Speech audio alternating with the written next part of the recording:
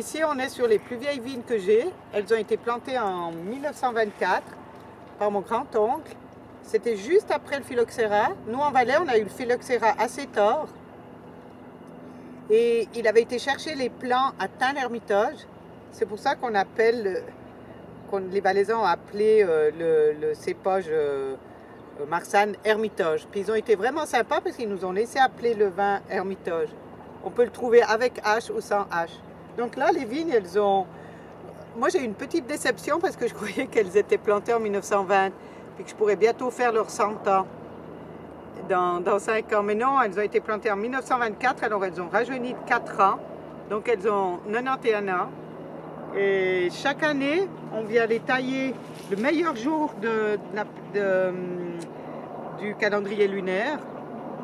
Vraiment, on les soigne, on les bichonne, vraiment. Et on les taille avec des amis. Et après, on fait une fête pour leur anniversaire. Et on boit toujours sur la vigne une vieille bouteille de ces vieilles vignes. Okay. Alors là, on voit bien la taille valaisanne en tire-bouchon. On voit les cicatrices qui représentent une année chaque fois. Et on voit, l'année prochaine, je vais tailler là, j'enlève celui-là. Et je vais garder celui-là qui continue le tire-bouchon, plus 1. Cet œil-là va donner ce sarment pour avoir des grappes.